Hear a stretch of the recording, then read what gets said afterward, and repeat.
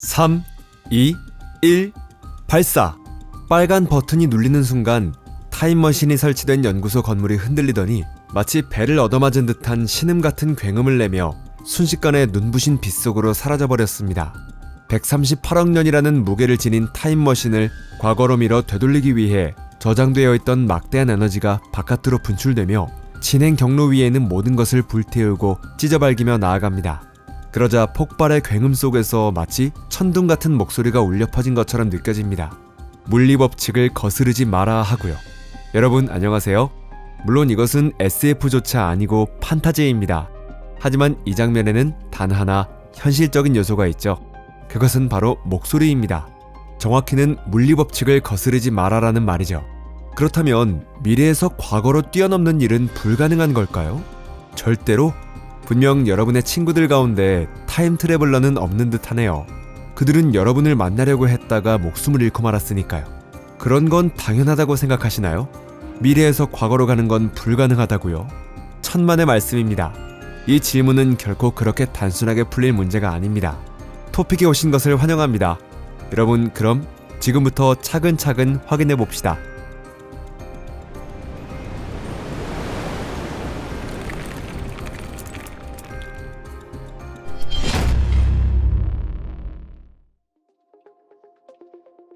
조르다노 브루노 구출 확률.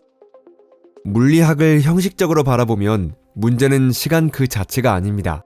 기초 방정식에는 시간의 화살이 존재하지 않으며 앞으로 나아가라는 지시도 뒤로 돌아가지 말라는 금지도 없습니다. 방정식의 시간을 마이너스의 시간으로 바꾸더라도 대부분의 기본 법칙은 아무 일도 없었던 것처럼 그대로 성립하죠. 공은 왼쪽으로도 오른쪽으로도 똑같이 올바르게 굴러갑니다. 원자는 에너지를 흡수할 수도 있고 다시 방출할 수도 있습니다. 그리고 공식을 믿는다면 양자적 과정조차도 미리 정해진 시간의 방향을 내포하고 있지 않습니다. 이로부터 오랫동안 하나의 단순한 결론이 도출되어 왔습니다. 근본적인 수준에서는 우리가 익숙하게 알고 있는 의미의 시간은 존재하지 않죠. 존재하는 것은 오직 대칭성뿐입니다. 시간의 화살이 나타나는 것은 개가 커지고 복잡해지며 통계적으로 행동하기 시작한 이후입니다. 우리는 컵이 깨지는 모습은 보지만 그것이 저절로 원래 형태로 다시 조립되는 장면은 보지 못합니다. 우리는 과거는 기억하지만 미래를 기억하는 일은 없죠. 여기서 도출된 단순한 결론은 다음과 같습니다. 원인은 자연 법칙이 아니라 엔트로피에 있습니다. 확률에 있죠. 질서는 취약하고 무질서는 안정적이라는 것입니다. 그러나 아주 작은 빈틈이 하나 남아 있었습니다. 확률이라는 단어에 주목해 보십시오. 즉, 분쇄기에 갈린 다진 고기가 다시 불쌍한 소의 가슴살로 되돌아갈 가능성도 있다는 것입니다. 극히 미미한 확률이지만 제로는 아닙니다. 그렇다면 1600년 2월 17일에 로마 캄포데이 피오리 광장으로 이동해 2단 신문관들을 20식 5.56mm 소총으로 마구 쏘아버리고 화형대에서 조르다노 브루노를 구출하는 일도 가능하다는 뜻입니다. 아니면 불가능한 걸까요? 조금 더 생각해 볼게요. 트릭 없이 조르다노 브루노 구출협회를 합법적으로 설립하는 것이 가능할까요? 아니면 불가능한 걸까요? 만약 시간이 거시적 수준에서만 방향성을 가진다면 구출은 가능하다는 결론이 나옵니다. 사회단체를 설립하고 기부를 모으는 거예요. 한편 만약 시간의 화살이 미시세계에서 이미 나타나고 있다면 조르다노 씨는 안타깝지만 그것은 그 자신의 책임이죠. 16세기에 이단 신문과 논쟁을 벌이지 말았어야 했던 것입니다. 빠져나갈 구멍은 어디에서 닫히는가? 고전 물리학은 오랫동안 희망을 남겨왔습니다. 만약 시간의 역행 금지가 엄격한 법칙이 아니라 확률에 기반한 것이라면 형식적으로는 빠져나갈 구멍이 존재합니다. 확률이 극도로 작다고 해도 제로는 아닙니다. 그렇다면 극히 드물게 일어나는 요동이나 거의 일어날 수 없는 우연한 일치에 대해서도 상상을 펼쳐볼 수 있죠. 이 논리는 하나의 중요한 가정에 의해 지탱되고 있습니다. 즉, 기초적인 세계는 원칙적으로 가역적이지만 우리가 그것을 정확히 되돌릴 수 없을 뿐이라는 것입니다. 양자역학은 바로 이 지점에서 개입하는데요. 양자의 세계에서는 측정되기 이전의 개의 상태가 우리가 평소에 생각하는 것과는 완전히 다릅니다. 측정 이전의 입자는 어떤 특정한 상태에 있는 것이 아닙니다. 입자는 중첩 상태에 있으며 가능한 여러 상태가 동시에 겹쳐져 있죠. 이것은 단순한 잠재적 상태가 아니라 실제로 물리적으로 존재하는 상태입니다. 즉, 측정하기 전까지는 입자가 어디에 있는지, 어떤 운동량이나 에너지를 가지고 있는지를 특정할 수 없습니다. 이러한 성질들은 정해진 값을 갖고 있는 것이 아니라 가능성과 확률의 조합이 모두 동등하게 존재하고 있는 것이죠. 측정은 이 상황을 극적으로 바꿔놓습니다. 측정의 순간 개는 선택을 강요받고 중첩 상태는 붕괴합니다. 수많은 가능한 상태 대신 단 하나의 구체적인 상태만이 남게 됩니다. 게다가 그것은 이미 존재하던 사실을 확인하는 것에 그치지 않죠. 이것은 물리적 과정이며 세계의 새로운 상태를 만들어냅니다. 그리고 바로 이 지점에서 최초의 그리고 진정으로 근본적인 문제가 발생하는 것입니다. 방정식 수준에서는 양자의 진화가 가역적이지만 실제 측정 과정에서는 개가 빠르게 환경과 얽히면서 코히런스를 잃어버립니다. 형식적으로 되돌림을 수행하려면 환경이 가진 방대한 자유도를 모두 제어해야 하죠. 그러나 그것은 사실상 불가능합니다. 여기에 또 하나의 엄격한 전제가 있는데요. 그것을 수행하는 것 자체가 애초에 불가능하다는 점이죠. 우리가 그 방법을 모른다는 문제가 아니라 그러한 상태 자체가 이미 존재하지 않는 것입니다. 정보를 얻는다는 사실 그 자체가 그 상태를 파괴해버리죠. 다만 과거의 상태에 대한 정보가 어디론가 완전히 사라지는 것은 아닌데요. 그 정보는 주변 환경으로 흩어집니다. 일부는 광자로, 일부는 열적 요동으로, 또 일부는 다른 입자들과의 양자적 상관관계로 존재하게 됩니다. 마치 세계가 측정된 사실을 기억하고 있는 것처럼 보입니다. 어떤 의미에서는 이것은 분산형 시스템과도 비슷합니다. 블록체인처럼 새로운 블록이 생성되면 그 정보는 즉시 네트워크 전체에 반영되죠.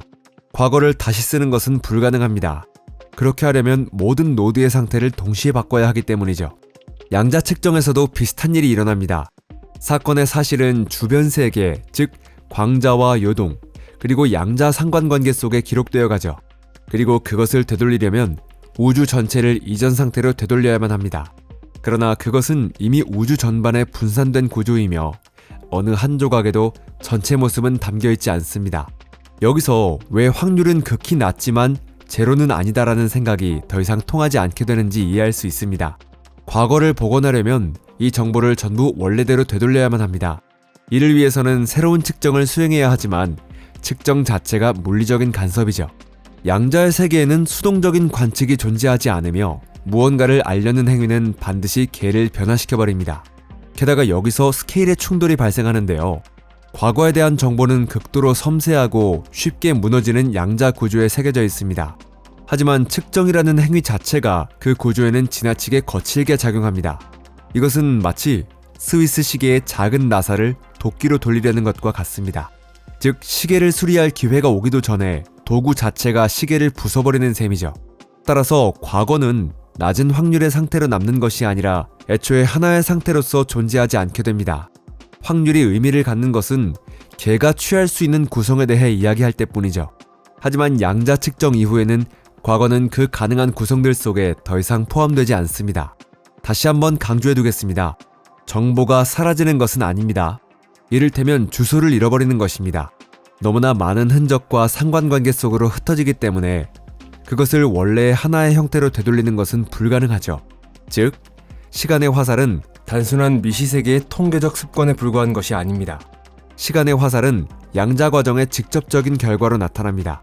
다시 말해 세계가 선택을 내리고 그것을 더 이상 되돌릴 수 없게 되는 그 순간에 발생하는 것입니다.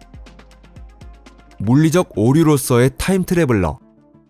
이 시점까지는 모든 것을 기술적인 문제로 환원할 수 있었습니다. 에너지도 부족하고 필요한 정밀도도 없으며 계산은 지나치게 복잡합니다. 타임 트래블은 단순한 기술 발전의 문제라고 여겨졌습니다. 그러나 실제 문제는 기계에 있는 것이 아닙니다. 문제는 바로 트래블러 그 자체에 있는데요. 미래에서 과거로 오는 어떤 물체든 미래에 대한 정보를 함께 가져옵니다. 그것은 그저 매우 평범한 물리적 정보에 불과하죠. 그 기억, 신체 구조, 화학적 조성, 원자의 상태, 이 모든 것은 과거 시점에서는 아직 일어나지 않은 사건의 결과입니다. 물리학의 관점에서 보면 이러한 물체는 과거와 모순됩니다.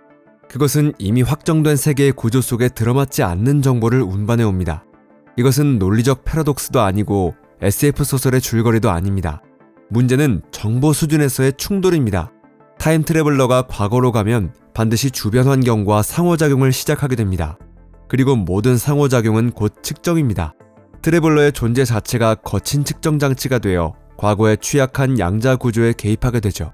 그 결과 문제는 패러독스에 의해 해결되는 것이 아니라 훨씬 더 단순한 방식으로 해결됩니다.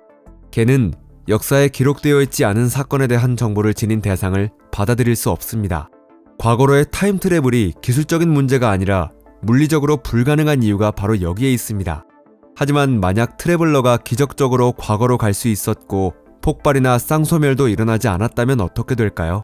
트래블러가 과거에서 실체화되는 순간 곧바로 주변 환경과 상호작용을 시작합니다. 물리학자들이 전역적 디코이런스라고 부르는 현상이 발생합니다. 여러분은 공기의 분자, 광자, 그리고 지구의 중력장과 얽힘을 시작하게 되죠. 하지만 여기서 대참사가 발생합니다. 과거의 양자 레지스터에는 여러분의 정보를 기록할 빈칸이 존재하지 않습니다. 여러분은 미래에서 온 데이터 블록을 이미 닫혀 확정된 과거의 블록체인에 끼워 넣으려는 것과 같습니다. 여러분이 1600년에 존재하려면 우주가 순간적으로 모든 입자의 관계를 재계산하여 여러분의 출현에 논리적 근거를 부여해야 합니다. 그리고 이를 위해서는 새로운 빅뱅에 맞먹는 에너지가 필요합니다. 결국 걔는 가장 경제적인 방법으로 이 충돌을 해결합니다. 여러분을 위해 역사를 다시 쓰는 대신 여러분을 열적 잡음으로 바꾸어 버리죠. 여러분의 신체와 사고 같은 복잡한 구조, 그리고 타임머신 자체가 순식간에 붕괴합니다. 하지만 그것은 폭발의 결과가 아니라 양자적 연결이 끊어지면서 발생하는 현상입니다. 여러분에 대한 정보는 사라지지 않지만 순식간에 공기와 토양의 분자 속으로 확산되어 의미 없는 잡음이 되죠. 하나의 물리적 존재로서의 여러분은 소멸합니다. 왜냐하면 여러분이 실제하는 존재임을 현실이 인정할 수 없기 때문입니다. 시간을 둘러싼 논쟁에 대한 실험적 결론. 안타깝게도 이것은 더 이상 철학적인 추론에만 머무르지 않습니다.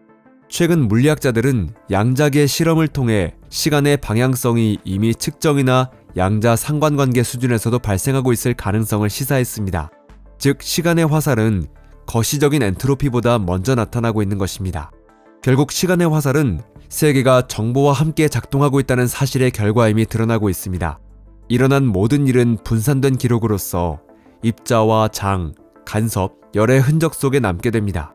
과거는 같은 장소에 보관되는 것이 아니며 우리가 돌아올 때까지 기다려주지도 않습니다. 과거는 이미 모든 것 속에 기록되어 있습니다. 우리는 과거로 돌아갈 수 없습니다. 왜냐하면 걔는 되감기를 수행할 수 없는 것으로 보이기 때문이죠. 걔에는 이미 기록된 상태를 삭제하는 메커니즘이 존재하지 않습니다.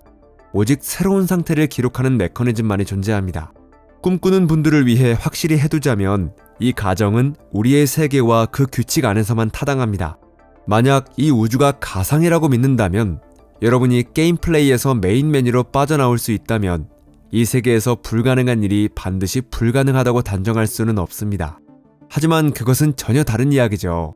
우리의 세계에서는 과거로의 타임트래블은 불가능한 것으로 보입니다. 하지만 미래로 이동하는 것은 가능합니다.